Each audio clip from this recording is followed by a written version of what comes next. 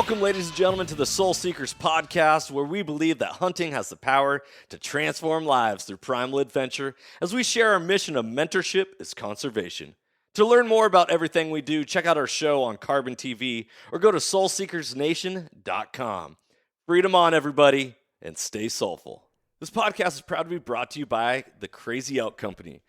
Go to crazyoutcompany.com to pick up yourself a tag wallet, custom kill kit, or one of their e-tag systems to throw in your pack this coming hunting season.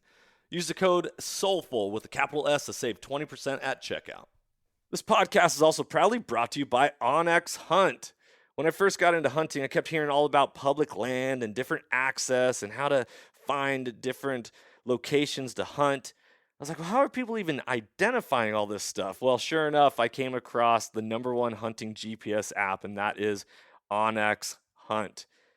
If you guys want to get better at hunting and go deeper into your scouting, OnX Hunt is the number one GPS app for that. Join the millions of hunters who trust OnX Hunt to find more game, discover new access, and hunt smarter.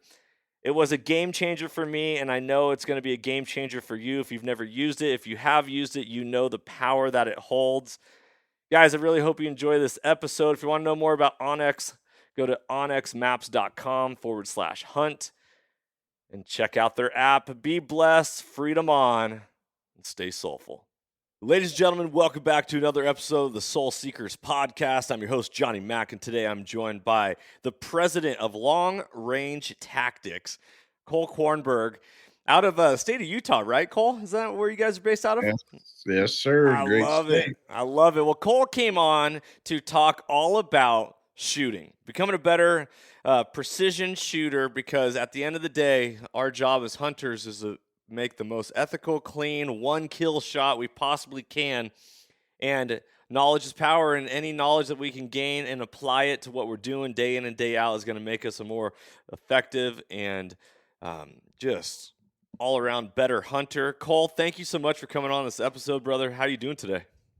I'm doing great. I mean, it was good having a good weekend off, but now apparently I can't talk worth a crap. I went fishing yesterday, caught some good fish, and now I woke up and I'm so congested. I don't know what the heck's going on. I'm getting my butt kicked though. Are your kids back in school? Yeah, they've been back in school. That's the worst part about my birthday is it's August 20th, and it seems like every year I go back to school. Everybody goes back to school on my birthday. So I think that's one of the reasons why I hate my birthday. But yeah, they've been going back to school since the 20th of August. Yeah, that back to school bug, man. It gets you every time. It's horrible. Yeah, exactly. Man, so what's happening in your world over in the state of Utah? You guys got some things happening with hunting season kicking off here. Do you archery hunt, or are you only a rifle hunter? I'm only a rifle hunter, but I did just pick up. I've had a bow tech for quite a while. I knew the guys at bow tech, and they sent me some stuff down and said, "Hey, you need to start this." And I was like, "Yeah, I don't know. It's not for me because I like to shoot stuff from a long ways away." And I supported a bunch of SFW banquets here last year and the year before, and I won a brand new Hoyt and a bunch of other stuff. And so I had one of the local shops here put together that Hoyt for me. I said, just build it how the ultimate bow would be done, and I've got to go pick it up. But so it's one of those things I'd like to try. I've wanted to go shoot like a javelina with one, and Yep. kind of start off smaller and then maybe work my way up. But my wife was making fun of me yesterday. She goes, "You don't have patience for that." I'm like, "Yeah, I know." She goes, "You just like to sit down and glass, and then if you see something, you pull the rifle out and just make it happen." And I'm like, "Yeah, I know. Thanks for your support, honey. I appreciate it." Yeah. Hey, thanks a lot. Really appreciate it. If you could just keep it going, that'd be great. So, Cole, let's talk a little bit about your history in shooting. So here you are. You are the president of Team Point of Impact, president of Long Range Tactics. You love shooting, that trigger time, all that. What's your history when it comes to shooting and hunting and your application of it all?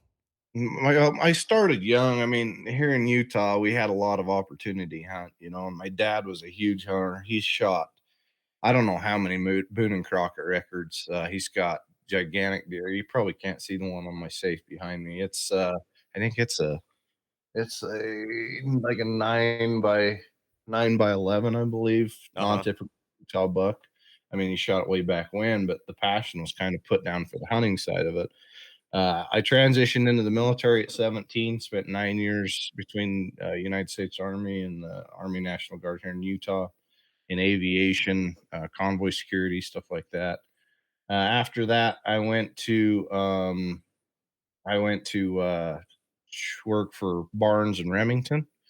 So I was one of the ballisticians at Barnes forever, and that really kind of got me more and more interested into the ballistic side of things and how long range shooting works, and that kind of stuff. So that was super great.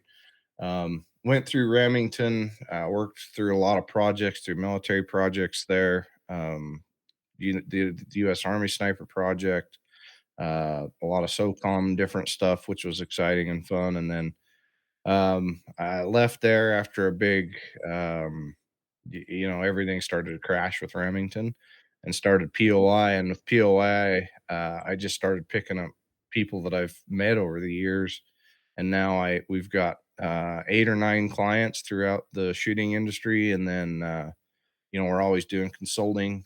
We've started now teaching long range hunting classes for people that want to be more proficient and learn how to use their weapons, their rifles better, and understand the external ballistics, that kind of thing. So Awesome. it's been kind of a great thing, but it's been a long journey to get here for sure. Yeah, I'd imagine. Now, are you from the state of Utah? Yes, sir. Born and raised here. What? The only time I left was the military. Okay. Utah's an interesting state because it holds a ton of public land. You have a lot of national parks. You got places all over the place that you can go and shoot out at longer distances. Is that the one that like really got you, or was it more military? It's like, okay, got to target downrange, and we're gonna figure out how to hit that target. It was probably that. I mean, one of my best friends growing up, his dad was into it big time, and that was kind of my direction into it, because his dad was so, direct into that, and it really got me interested in, what was he doing in the basement all the time reloading and trying to do that. And I mean, yeah, there's a lot of open country, but it's starting to close to long range shooters because there's always that small version of people that excuse me, that ruin it for everybody, that are out there throwing garbage, or out there shooting tracer ammo, or now they're shooting tannerite or something else and starting giant fires. So Yeah, right, right. Tracer ammo. That's cool stuff, but not necessarily used. You need to be very careful when it comes to that. right. It's I saw Andrew Bocher. Are you familiar with GY6 vids on YouTube or GY6 I Outdoors? think I've heard of it, maybe. I had him on the podcast, and I remember one of the very first videos I watched him in was him sending 22 tracer rounds out of a full automatic 1022, and I was like, oh man, that is epic. It's also on a private ranch and private range, so very under controlled. So, well, let's Yeah. let's dive into the shooting aspect of it. So, you are somebody who is it you realize that there was a lack of knowledge when it came to long range shooting, or Mhm. you were like, man, I am so passionate about this, I just really want to start something and share it with the world. Tell us about that, and then let's go ahead and dive into the tips and tactics of actually long range shooting. Yeah, I mean, I saw a lot of that. Everybody had that grandpa's gun that had, the dude, I'm sorry, that freaking mouse is distracting the crap out of me. The clicking, it's so loud of your mouse. Oh man, I apologize. Like It's I'm not even. it's like super loud on the thing, and I'm trying to think, and I'm like, click, click, click, click. I'm all over the place. Sorry. I'm just like, I start to think about something and then I'm gone. Sorry. No worries. Okay, so Um, sharing passion, sharing your just knowledge and skill set, realizing that there was a lack of of knowledge when it came to long range shooting, whatever it was, and then we'll dive into the tips and tactics. Right. Yeah. So, I mean, there's everybody had their grandpa's gun that would sit in the corner of the kitchen or, downstairs. And, you'd go out and shoot a pie plate, you'd hit a pie plate at 100 yards, and everybody's happy. It didn't have to group real tight. It was fine. There was no issues there. But we've gotten better optics, we've gotten better ballistic bullets, we've gotten better shooting guns. The old 30-06 was a great gun, but ballistically, we've come a long ways with rifles. And that doesn't work anymore. Being able to go out there and absolutely dial in that rifle, and what I like to use the word is ethically, you're going after an animal ethically, and you want to make those shots count, right? Hmm. And that pie plate at 100 yards means who knows what it could be at 500 yards or 800 yards. I mean, the group could be gigantic. So that's one thing that everybody's kinda gotta, go into it like, "Hey, if I'm gonna hunt and I'm gonna do it ethically and I'm gonna do everything else." I've seen those people just lob bullets at things, and animals get wounded and things like that. And I think as hunters, especially, we've gotta kinda take it upon ourselves to do better. And that was one of the reasons why I started long range tactics was there's a lot of information out there on YouTube and websites and different things, but not all of it's correct. There's so much of that information that's just not something that I would tell my kids or teach anybody. Yeah. So I brought a group of people together. I got a Marine Corps Scout sniper. He was captain of the Marine Corps shooting team's long range team. I've got a couple other military guys. I've got law enforcement guys. I've got hunting people. So I put together a group of people for long range tactics that are writing blogs and educating. And like the other day on our group, we did a Q&A live session for new people that feel like maybe they can't go into a group and ask a question because they get obliterated, which happens all the time. You're stupid. You don't know. You should know better. Stuff like that. So that was one of those things that definitely um, I've really found out. I always thought, we all started somewhere. I started somewhere too, and I really didn't know anything. And I learned from a lot of people that um, that were there willing to teach me. But not everybody has those people that are willing to sit down and teach them how to shoot. And not everybody has somebody willing that knows what the heck they're talking about to teach them either. Maybe they've watched a YouTube channel and they're doing it completely wrong too.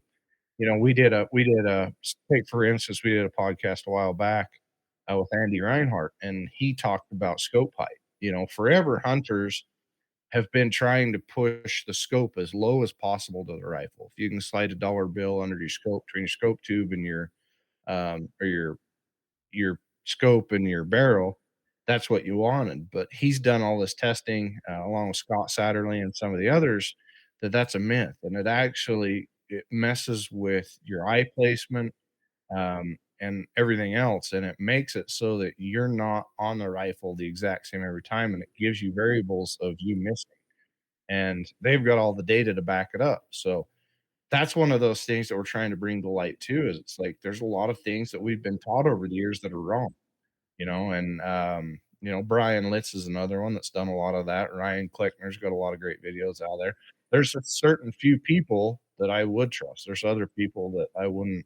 There's no freaking way I trust. Does that have a lot to do though with the variability and modularity of rifle stocks nowadays that have adjustable combs and all that, and rather than like the old walnut stock that, like you were saying, got passed down from old grandpa, that it is what it is, or if you wanted to raise the cheek rest, you had to go buy a external bag or pad to put on the butt stock of your gun.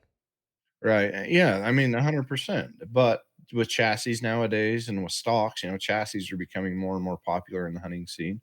But with the adjustability now, with length of pole and everything else, because length of pole was never a thing either. Everybody from the youngest kid to the oldest adult had the same length stock, unless you knew somebody that could cut it down right and do everything, which there weren't very many people that could do that. So I think that's what one of those things, and we've learned that over the years too. That hey, the stocks need to have adjustability for whoever shoots it. If my 11-year-old wants to go shoot, I'm going to make sure his stock goes short enough that it's comfortable and he can get behind the rifle. And that same point of the same look through your eye every time. That cheek weld is what we call it. Or a lot of people use their chin, their cheek, different things, but getting behind the rifle exactly the same each and every time. And that's one of those things that you've also got to learn too. And the problem is I say a lot of this and it overwhelms a lot of people. They're like, holy crap, I never thought that all this came into effect when I shot. We haven't even talked about ballistics or anything else yet. And I'm like, that's kind of the reason why long range tactics was formed, is we can go through a lot of these steps and make people better. I was on an elk kind of a few years ago, and I walked into a little clearing and there was 3 cows laying on the side of it, and as I got closer, they wouldn't get up. As I got closer, they wouldn't get up, and they finally got up and started tipping both ways, all over the place, all 3 of them, and they were so full of bullet holes that they couldn't go anywhere, and I'm just like, "Man, somebody had to have just launched shit at these poor elk," and I feel bad as a hunter. I wanna see see them dead right now. I wanna see, especially for meat and everything else. You probably ruined a lot of meat shooting them like that. But I finally got some guys over that had tags and they took them luckily. But I'm just like that is the thing that I want to try and get away from. Now, no matter what, you're never going to make a clean shot every time. But trying to do that, I was talking to a guy the other day and he's like, I can shoot quite a ways, but he goes, I've always tried to get closer. And he goes, I've always been able to do that. I feel completely comfortable shooting at a still plate at 1,000 yards. I can do it all day long. But when it comes to an elk or a deer, that's a different story because now it's moving, and now if I miss or injure it, now I gotta figure out where it is, and it just like, I've got to, in my mind, separate those completely when I go hunt and make sure that, "Okay, I'm at 1,000 yards, but, can I get to even 800, or can I get to 500, or, how close to that elk can I get?" Yes, I've got the optics and I've got the rifle to make that shot all day long, but should I? I don't know. Maybe. And I guess that's a question that each hunter has to make before they pull the trigger, right? Oh, absolutely. Absolutely. I always talk about on this podcast, we don't like to should on people.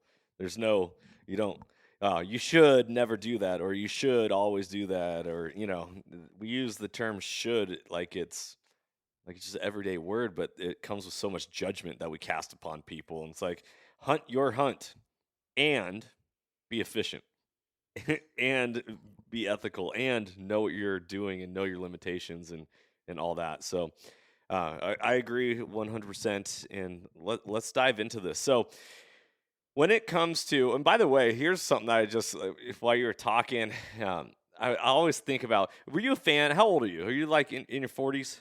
No, I'm 37. 37. Okay. So you and I are about the same age. I'm 38. So Mhm, I grew up with little green army men, the little plastic mhm, ones. I used to shoot mhm. them with my Red Ryder BB gun all the time, all that stuff. So Yep, you had the guy with the bazooka taking a knee. You had all the different angles. The one guy that they had laying prone shooting. Do you remember the guy with the M16 laying prone, but he was at an angle? You always yep, had the. yep. That's not accurate though. You actually want to be directly behind your gun, like in a straight line as much as possible. Is that correct? Yeah, usually you wanna line up the back leg, usually you wanna inline with, your so if you're right-handed, down your inside of your right leg or whatever. Yeah, I mean, 100%, you wanna be able to manage the recoil. Recoil is everything, and I've heard so many people like, "I shoot and it's clear off to the side." It's like, "Well, you're not managing your recoil. You're way off the side." "Well, it's a heavy recoiling gun." "Okay, what brake do you have?" "Well, I don't have a brake." "Well, there's your other half of your problem." It's like, you've gotta be able to, make follow-up shots. That's everything. And then I see so many people, the other issue is they're so excited that they try to run another round into the chamber before they see what that first bullet has done, right? And I always get that, well, my spotter should see. There's not very many spotters in this world that I trust. There's not. And Right. it's not because I don't trust them as people. It's because they don't know what they're looking for when they're spotting. They're not behind me. They're clear off to the side. They can't read where the bullet hits. Oh, it was low, but it was really clear off to the right, because of the way they were looking. So, yeah, managing recoil is a huge thing, and being able to, okay, that missed. If it was mills 2/10 off, or if it was MOA, I missed an MOA off or whatever, and then being able to adjust that shot and hurry and make up a follow up shot. But that's one of those things, and there's been a lot of situations where I couldn't get in that. If I'm on a side hill trying to make a shot, I've done that a couple times on elk, and you just got to kind of roll with it. But that comes down to practicing, and that's one of those things that I preach is. And I said this a couple weeks ago on a different podcast. I'm like, how many people go to the range and they shoot off a bench? Great. You're never going to shoot an elk or deer off a bench, right? You're always going to shoot either prone, or you're going to shoot with a tripod, a bipod, off a backpack, whatever you're going to do. So everybody's like, oh, yeah, my gun shoots quarter minute off the bench. That's great. You're never going to shoot off the bench again. So now you know that your gun, you set your gun up on your bench, you shot your group, you know that your gun can do it. Now can you? That is the question. So are you practicing prone? Are you practicing other stuff? You don't necessarily have to practice at long range for half of this stuff. But even if you're practicing at 100, you see what your group does. It makes a lot of thing click in your head. Okay, now if I shoot pro, my group opens up a little bit because I'm maybe not the same way behind my rifle I was on the bench, or I'm not engaging it the same way. Now I'm shooting off a tripod. Your group's going to open up no matter what off a tripod because it's not as stable, right? So you've got to understand what your rifle does off of some of those things. And we all know if we've hunted long enough, you can't shoot everything prone. It's just not possible. You got brush in the road. You've got long grass. I mean, we'd love to shoot prone on everything, but you can't. So, are you practicing some of that on your hunt? And especially some of these guys that have once in a lifetime tags around here, hey, I got to go shoot a big bull. I'm so excited. I've got this big bull tag. I've waited 15 years. All right. Have you practiced? Well, what do you mean? No. Well, I was shot off the bench. All right. So you've waited 15 years for this tag, but you're not taking an extra little bit of time to go out there and understand your rifle and get behind it and know how you're going to shoot at different things. In the PRS and NRL side of things that I've shot for a long time, we learn a lot of that stuff. But every rifle is different on different things because of how stable I am and everything else. So we understand that, but the average hunter that gets behind a rifle doesn't understand that kind of stuff. And that's what another thing that I'm trying to teach is get off the freaking bench, shoot the bench, and do your thing. I hate lead sleds too. Lead sleds are great, but it doesn't tell you what you and the rifle can do. It only tells you what the lead sled and the rifle can do, right? And that's been one of those things. And I try to get people away from that too. And people might get mad that I say that, but I'm like, I don't care what the lead sled does. I want to know what I can do behind that rifle, right? I want to know how good I am. If I'm shooting, half minute or quarter minute or whatever it is behind that rifle, um, that's what I want to know personally. I want to know what I can do, right? Right. Right. You know, I, in the state of Washington where I used to live, it was very hard to go to gun ranges and be able to shoot anything other than just from a bench. And so, in order to shoot uh, different angles, you had to just go find shooting lanes or drive to the mountains. And up there, everything is posted so often that it's open for hunting, but it's not open for target shooting. And it gets frustrating as a shooter at times. And obviously, I'm speaking for local terms, the state of Washington versus like whatever state you're in or the listeners in. It's like accessibility to good shooting ranges and places in which you can efficiently and safely uh, practice is very limited. It seems like, at least to my perspective. Would you agree to that, or is that? Yeah, I mean, some parts of the country. That's why the NRL created NRL 22 to be able to include everybody. But so you were shooting in indoor ranges or were they outdoor ranges? Oh, outdoor ranges. So Yeah. you couldn't lay prone in between the benches and shoot? Nope. Really? Yeah. Yeah, that's stupid. And then going in front of the bench, or even setting your tripod up over the bench to shoot. Yeah. I mean, that's the thing is you've got to, I guess, decide, how bad do you want to practice, and how efficient or how proficient do you want to be behind it. And I get that it's really hard for people, but there's a lot of things like, I've got a podcast later today with a guy named Chris Way. He created a challenge called the Craft Challenge, and you print off his paper and you put it at 100 yards and you do what it's listed off. Okay, this thing you shoot, off your tripod standing, this thing you shoot. And that gives everybody a little bit better understanding, even at 100 yards, because I know a lot of people don't have more than 100 yards to practice, or 200 yards, or 300 yards. So there's a lot of different things out there that everybody can practice with at 100, shooting smaller. Everybody wants to shoot giant targets, and that doesn't help anybody either. When we set up our private range here in Utah, we've got one. um, One of the guys that helped me set it up, he set these giant targets up out there. I said, dude, who do you think you're trying to help? Because it's not helping anybody.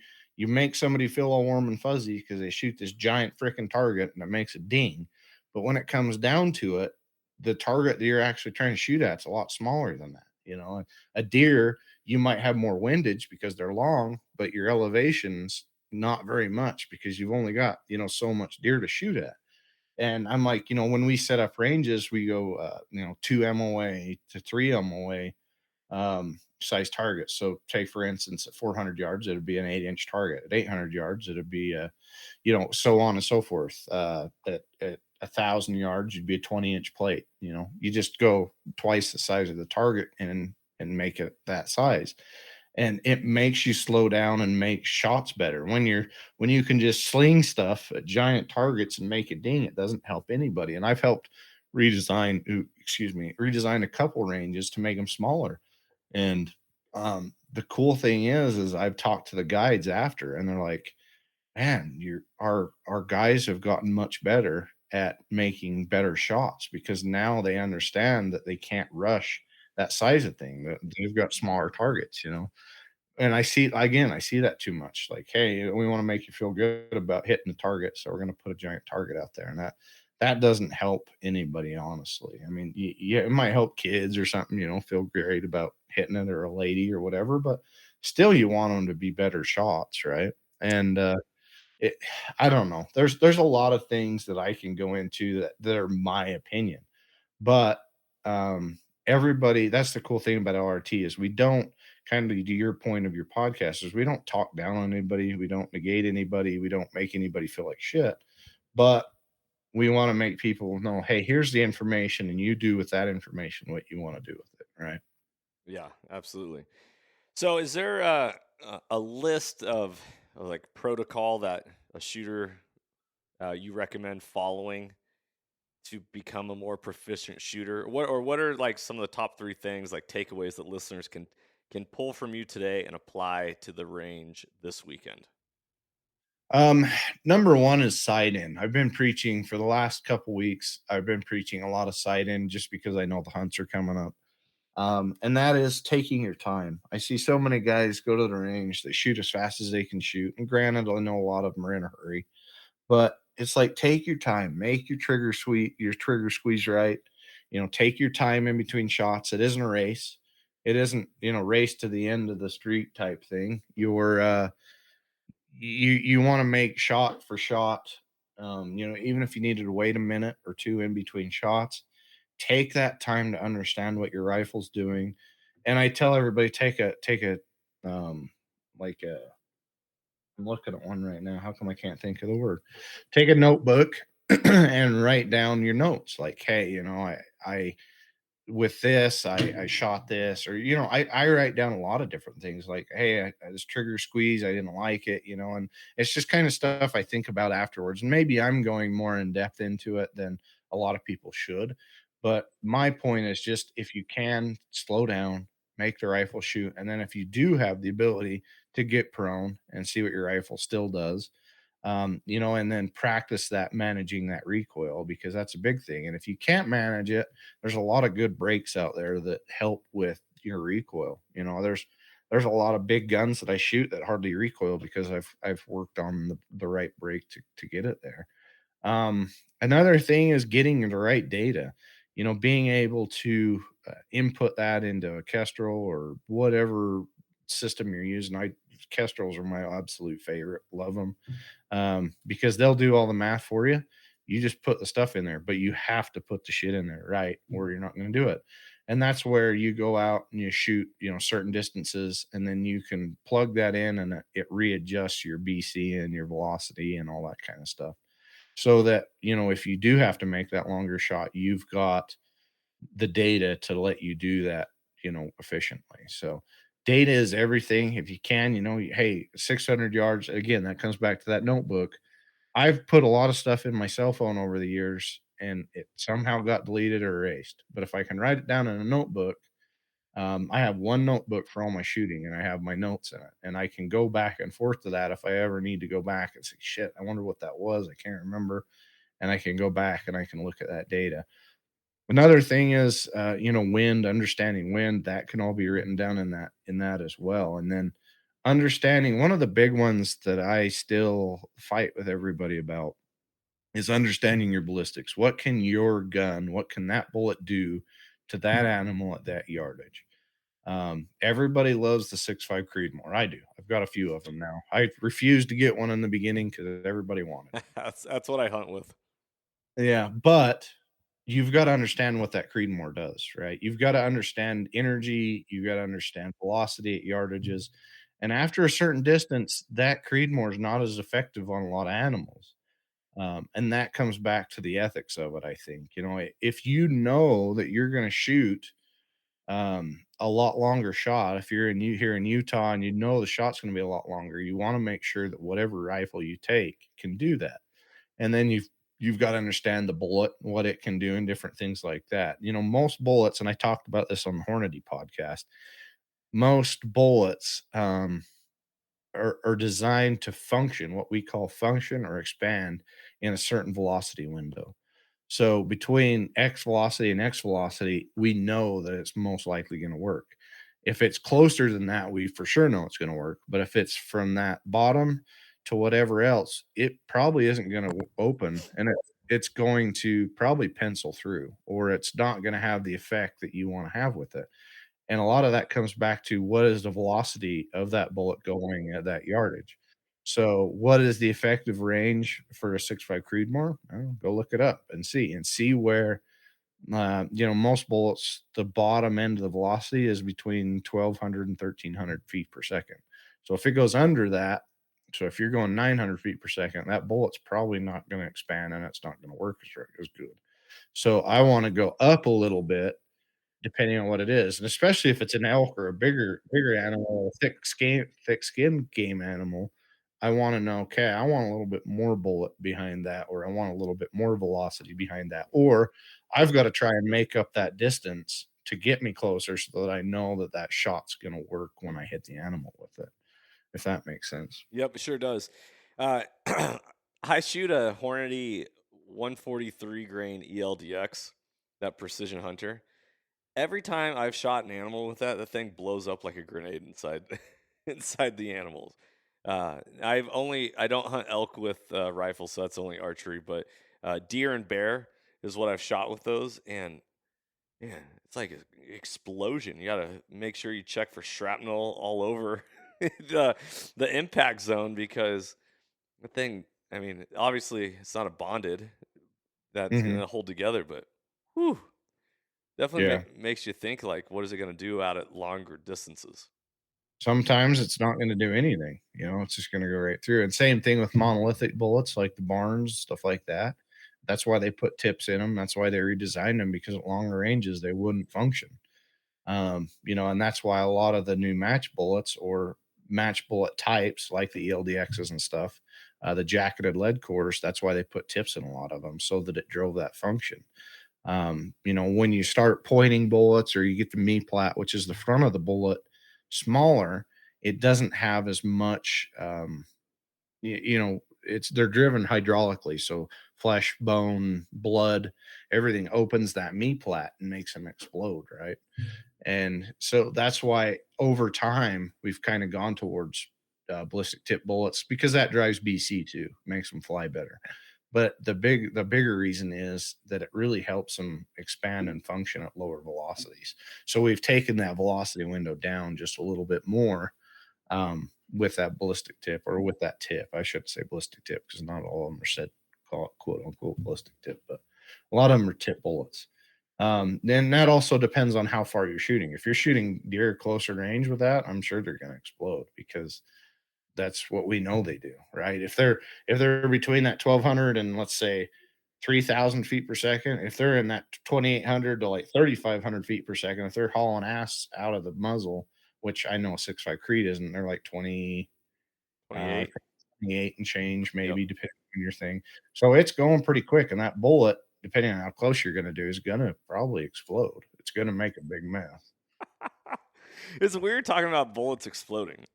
Like that, like a lot of people don't even realize that Mhm, that it's I don't know, it's just weird. It's like you ever coyote hunt with full metal jackets and you're just penciling through animals and then you can't recover them because, it slices them, but then it's not impact and leaving that transfer of energy inside the animal.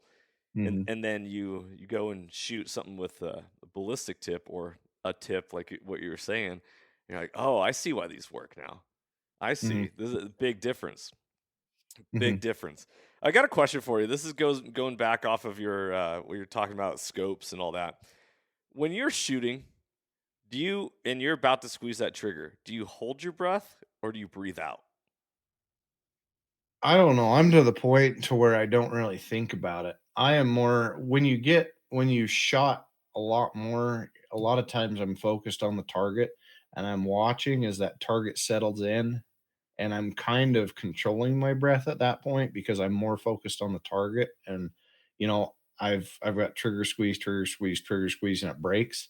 A lot of people will slap the trigger, a lot of people will do that, and all that comes into account. But it also depends on, I'm not in shape at all. I'm way out of shape.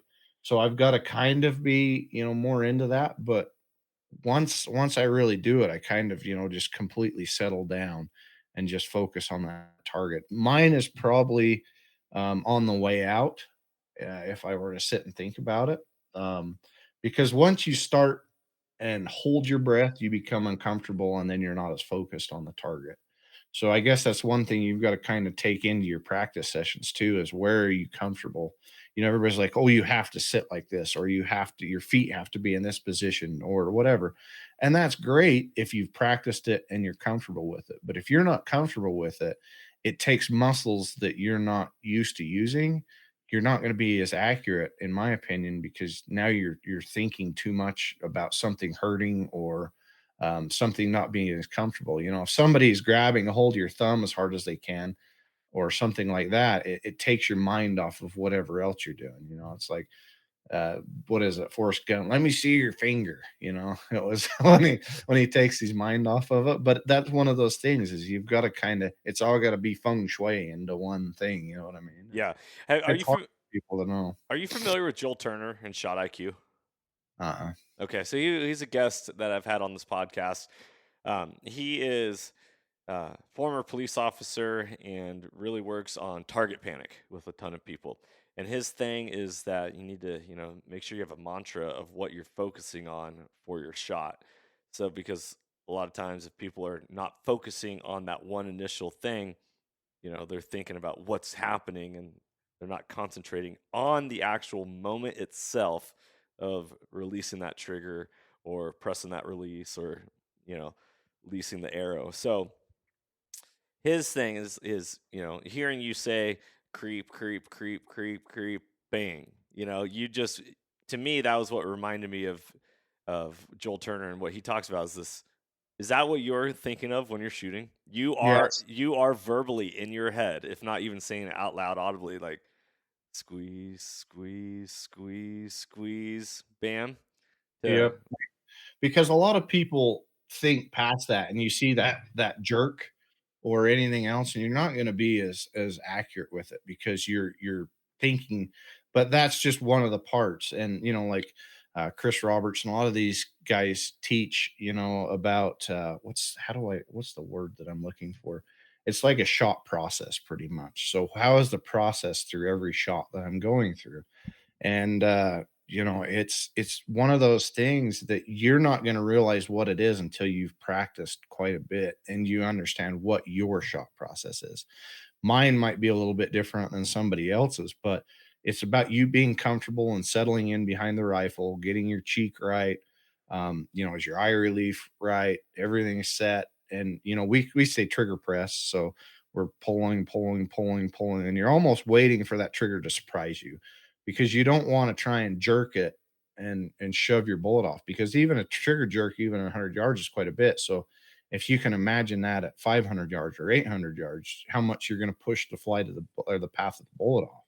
That's one of those things you've really got to get used to, but it's hard, especially even for me. Is you see a big buck or you see an elk or something, a lot of that stuff goes out the window because you get excited and you're like, you forget some of the steps of your process. You're like, oh shit, there's an elk. I'm excited, I'm breathing heavy, I'm going through that. And I think that's where like the PRS and the competition stuff has helped me a lot. And I know that's why a lot of hunters get into it, because it puts pressure on you and it makes you make mistakes. And then you see those mistakes and you learn from them and you can do it better. But no matter how much I practice PRS and everything else, it's still not the same excitement to me as hunting or something like that. It's a totally different excitement level of, the deer that I shot last year. I look like a freaking little kid shooting again, because a lot of that stuff went out in the window.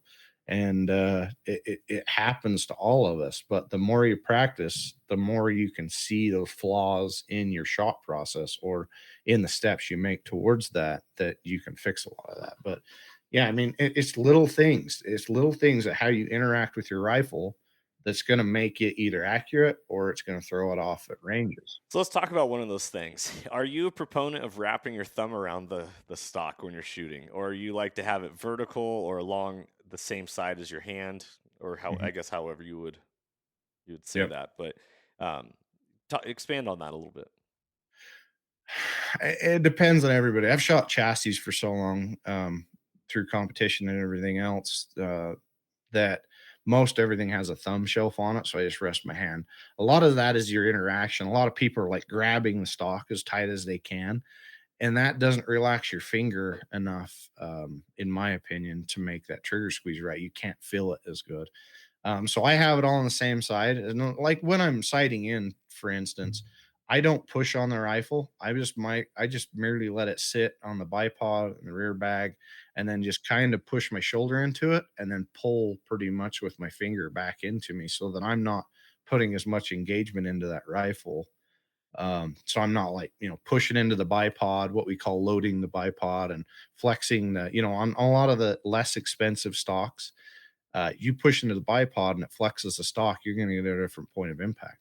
So it's going to change everything. So those are things that you've got to think of too. So yes, I run my thumb on the same side, and it just kind of helps me feel that trigger press a little bit better, and it just feels more comfortable for me. I hate wrapping my thumb around it, because then, in the way for me, it kind of changes my finger on the trigger as well. Hmm. It kind of turns it a little bit, and I like a straight press. Yeah, that makes sense. So I'm a former athlete, played college football, college lacrosse, and I remember back in the day of lifting weights, specifically bench press. You get Mhm. underneath that bar, and when you first do bench press, you're always wrapping your thumbs around the bar. Like that's just you. We're used to grabbing it, and then all of a sudden, I don't know if it actually made a difference physically to me, but it made a difference mentally to me. And that was when I didn't wrap my thumbs around the bar and I let the bar just rest in my palm. And I found like I was lifting way more weights and I was becoming more efficient at what I was doing.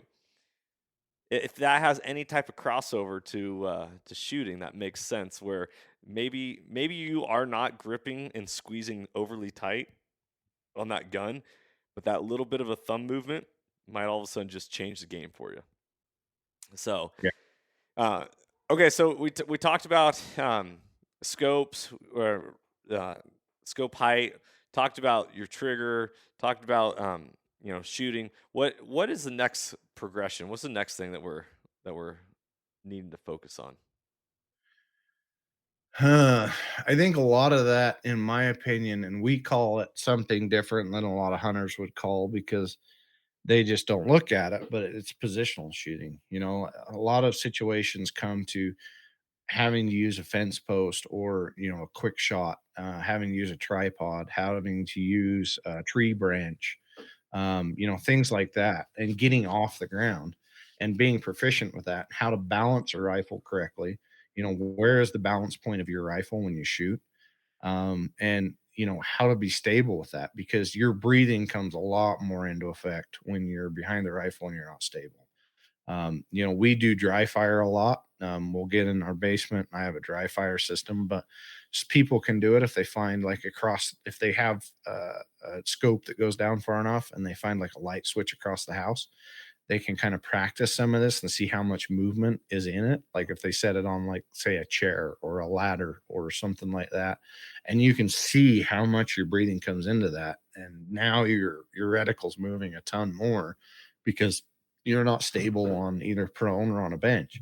Um, and that's something that I don't think you need to go out and spend a whole lot of time doing as a hunter because you're not going to make a whole lot of shots. But I think it's something that you as a hunter need to understand. Like if you've got to make that shot, how do I be good at that shot? How do I be proficient at that shot? You know, and we've done a few little challenges on long range tactics where we say, okay, this month you're using a ladder, you know, something you have at home, and you take the ladder to a range, and you can use rim fire, you can use whatever you want. You don't have to use your hunting rifle, but it gives you the ability to understand how much movement comes into a lot of that stuff because there's a lot of situations that I've been in over the years that I can't go prone. There's no choice. There's just too much stuff in the way. There's too much oak, there's too much brush, it's too tall.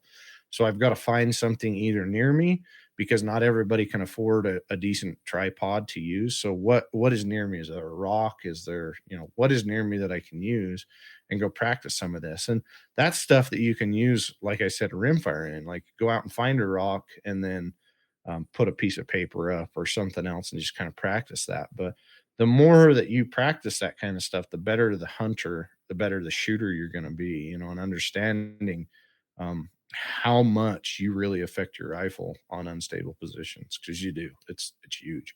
And then that really comes into effect your trigger press and everything else.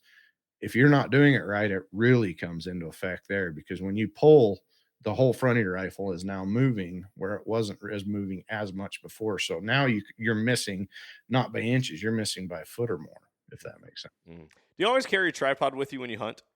Yep. You're the second person that said that. I just had Matty Nelson from Seekins Precision on here. Patty, love Yeah, he's a stud. And he was talking about, he's like, in the world of hunting, everyone's so concerned about ounces and weight and not all that. He's like, but at the end of the day, what's the purpose of your hunt? To kill an animal. So you need to bring with you whatever is going to make you the most effective shooter possible. And he's like, for me, I'm bringing a tripod. I was like, oh, interesting concept. Interesting Yep. concept. Do you have a couple tripods that you would recommend for shooters, or specifically more like hunters to pick up that would be great for the backpack, but still efficient enough to hold steady and do the job? Well, I mean, if you really think about it, you glass off them a lot, right? Yep. So if you just step up a little bit to a little bit bigger tripod that you could possibly shoot off of, you're not really, a lot of people still carry tripods. And I've heard that a lot lately. Like, you shoot a tripod, that's so stupid. That comes back to the educational portion of it. This ain't your granddaddy's gun anymore. Like we've stepped everything else up. We've stepped the optics up. We've stepped everything else up. The next logical step is the shooting platform itself, and that is a tripod. So, you know, I sit down behind a tripod a lot in a glass here in Utah because it's a lot easier for me to sit on the side of a canyon and glass across it than walking over there. And a lot of times the deer will lay down and you've got to glass them up and everything else. So in most cases, I will still carry a bipod or a tripod either way, but it has become so much easier, especially like on a, if you think about it, on a, like, let's take, for instance, a downhill slope and you're sitting on a side hill and you see a deer right across the thing. How do you make that shot now? Are you going to hold it up? How are you going to get behind that rifle? Um, comfortable at all. You're going downhill. You're gonna have to lay uphill and try to shoot off your backpack. At what point do you do that? A tripod will take all that into effect because you can put your back legs short, your front legs, and now you've got a flat platform to shoot off of, and you can sit right behind it, put your backpack on your arm, rest your buttstock on the backpack, and now you've got a solid shooting platform that you wouldn't have had before, right? So we always called it gaming in the precision rifle community, but honestly, it's making a situation and figuring out how you can make that shot the best you can do, right? That's ultimately what you're trying to do with a tripod. You're trying to get the most stable position or most stable platform that you can have to make that ethical shot. And it comes back to that. And a lot of these new tripods don't take up a whole lot of room. I like the two vets. Dan's a good dude. Marine Corps vet, has a great company, respected. He's a decent, not decent, he's a great dude. There's those. I know the Vortexes, the Vortex tripods are a little bit bigger. Really Right Stuff makes one, but it's super expensive. I mean, you've got to come down to what you can afford, and I get that. And there's a lot of tripods out there, but the cool thing is you can go to Sportsman's, you go to Cabela's, and you can see kind of what flexes a lot or what moves a lot and what's stable a lot. That's one of those things that you can really go through. But yeah, there's quite a few tripods out there that are really good, and I think it all comes down to what you can afford because and what you want to do. Totally. I have a two vets tripod, a no name junior. I think it fits like it fills the gap between not too heavy for a big tripod, um, and just really pretty light also. It has a Mhm. removable post. So if you want it taller, if you want to stand off of it and shoot it, it has a post that you can put on it. But when you add that post, you become less stable because you're further away from your what is that? The axis of the three legs coming together. Yeah, the base, yeah. Yeah, Yeah. for sure. I try to get a tripod that goes that high. I'm tall, I'm 6'2", so 6'2", 6'3", so it takes a lot for a bipod, but, a lot of people now and that's another one that we talk about is bags, rear support, front support, like a shooting bag. Yep. And they make them now that you can put, like, the Get Light fill or some of that, and they're so light, like, you can use them as a pillow when you're done. But they pack in there so that it balances the rifle, and if you think about it, if you set your tripod down and set one of those on top and then set your rifle into it, now you're stable, right? And, I've heard so many people like, "You pack a bag, you're so dumb," and I'm like, it comes back to it's only honestly, it's a couple ounces because it's so light because of the fill I use. But again, it comes back to I want to be proficient in that range I shoot. And I'm not one of those guys that goes in clear into the back country and hunts. It's never been my passion. I like to go hunt. I love it, but I'm not that dude that wants to pack in for 2 weeks and camp. I'm just not. So I want to I want to be confined to a smaller pack and have less weight, but I also want to make sure that what I'm putting in that weight is the most efficient portion of me making shots. Do I need to load all this camera gear or whatever else to take pictures? Not necessarily. My phone does that just fine. So, I mean, that comes down to the hunter and what he really wants to, or he or she wants to do to become a better hunter, Mhm. in my opinion. So, all right, now I'm packing a tripod. What can I not pack to save the weight? You know what I mean? Because that's one of those things that I kind of go through when I do my pack out, my loadouts. Yeah, that makes sense. That makes sense. Uh, Cole, we're gonna wrap this podcast up here pretty soon. Any little pieces, nuggets you want to leave listeners, or if they want to connect with you for more training or being filled in on everything that you do? Yeah, I mean, it's longrangetaCtics.com. We've got a lot of like blog posts. We've got a lot of vlogs. We're still working on some of our reloading vlogs. We've got a YouTube channel that we do everything else. We've got our podcast that we talk about a lot of this stuff daily, or not daily, every week. But we're just trying to put out as much information as we can, and then we bring people on to make that we trust to put out the right information. They're not random ass people that We don't trust. So we bring people on that we trust and we talk about it. And then the team is super great. Like if people message us, it's one of our team members. What we try to do is if it's a military based question or if it's a law enforcement based question or whatever it is, then I send one of those team members to go answer the questions. And it makes it super good because they can connect on a little bit different level than just asking a question to a random person. And then we talk a lot about optics. We talk a lot about a lot of things. We've got our long range tactics group on Facebook. We're about 22,000 people in there now that come in and talk to us. And then we do live videos every couple weeks and answer questions that people might, like I said, be scared to ask somewhere else or reloading questions or whatever else, because reloading is a whole nother, step of progression when you come to shooting. So we're trying to make it as easy as possible for everybody to learn, and we're trying not to make it too difficult. So we try to do it in step by step things for people, so it doesn't overwhelm them. Because people listening even to this podcast might get overwhelmed. Yep. Yeah, absolutely. I get asked a lot, when someone, because I deal a lot with newer hunters and even that newer shooters, and people are like, well, what gun, what caliber do I get? And my response, and I'm going to ask you your response here in just a second, but my response is I love to recommend short actions because at the end of the day, I like to shoot my gun more and I like to just, use it more than just it being the hunting rifle and that's all I'm touching. What would you recommend? Like if you're someone who's newer to hunting, what are you going to point them to? We get asked this question a lot. Everybody's like, I want a Lapua. Why? Do you know how much it costs? I love my Lapua to death, but you know how much it costs to shoot that freaking thing? You're not going to be very good at it. I, I take this in a educated step by step question. Number one, and I do this at boring rifles. They're one of my clients. Everybody's always calling me, hey, what rifle should I build? And I take it in a step. I'll do this real quick. First question I ask is, okay, do you reload? That points me in two different directions. If you reload, that opens it up. If you don't reload, then I've got to stick you to factory, right? So you can only shoot factory. Now, let's say they pick factory. Okay, there's only so many factory offerings in hunting calibers.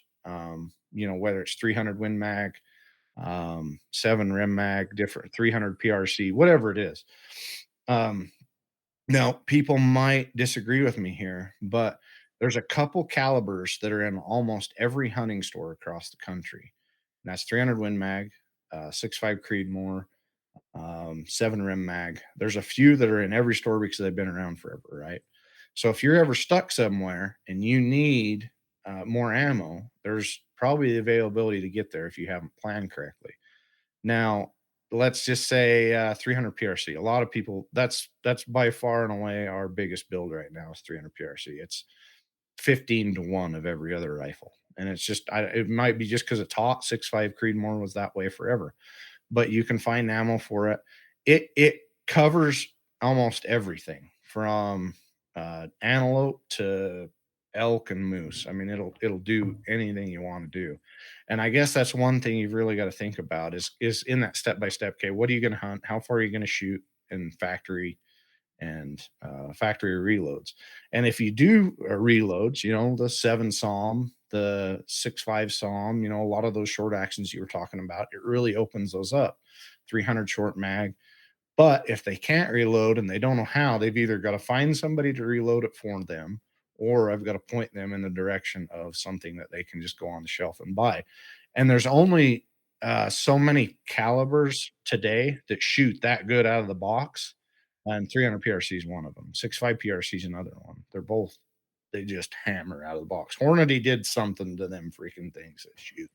And 6.5 Creed was the same way. I mean, all three of those shoot really, really great. And everybody's like, well, I want a 28 Nosler. I love my 28 Nosler, but I wouldn't recommend it to a lot of people because Nosler's going to shoot me for saying this, but there's not a lot of great factory offerings out there for not the 28 Nosler right now, in my opinion. I've shot a bunch of them and I haven't found one that I just absolutely love yet. And I'm sure there's probably going to be one out. But that also, I mean, I can go down a rabbit hole with you here. There's so many questions that I asked, but if it were me, I'd probably go 6.5 PRC, 300 PRC, 6.5 Creed, 300 Win Mag, something that anybody that has the ability to buy something does. Now that I agree with you. I love short actions, but some of them are just super hard for people to get ammo and brass. Brass is a hard one for now too. Hmm. Yeah, I agree. I got a new gun this last fall, Graybow Coda rifle. Just one of their Atlas Actions complete guns. Love it. Shoots great, and they offer it in 6.5 Creedmoor or 6.5 PRC at the time when I went to pick it up. Yep. I wanted to go PRC so bad, but I was already invested in 6.5 Creedmoor ammo, and at the time last year, you couldn't find ammo very, very easily. So I was like, doggone it. Part of me regrets going Creedmoor, not because I don't like the round, but because I wanted something just a little different, a little more oomph behind the round. And now I guess I'm just gonna have to go get myself another gun after I go find the ammo. Yeah, I love my PRC. I'm pushing that 140. Is it 147? Like little over almost 30. It was like 3,100 feet per second. And it's a great shooting gun, but it has its limitations like everything else. It's a great bullet, great gun, love it.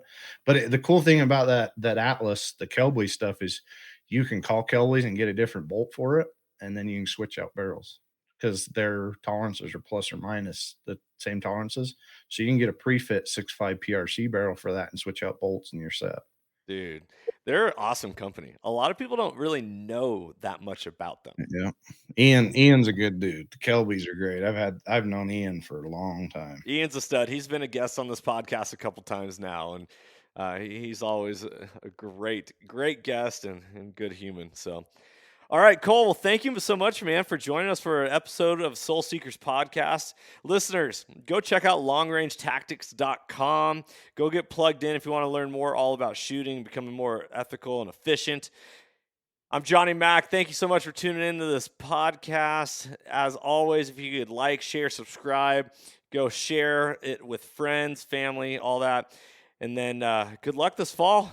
Can't wait to see what you guys come up with. Don't forget to tag us in pictures and posts. Follow along with us on social media at soulseekersnation.com or Soul Seekers Nation on Instagram. Be blessed, everybody. Freedom on. And as always, stay soulful. If you enjoyed today's podcast and want to support the show, you can always like, share, subscribe, and leave a rating as it helps us share our mission of mentorship is conservation. Thank you so much for tuning in and being a part of Soul Seekers Nation as we transform lives through primal adventure. If you want to get more connected with the podcast, check out the Soul Seekers Nation Facebook group as I look forward to connecting with you on the next episode. So stay tuned and stay soulful.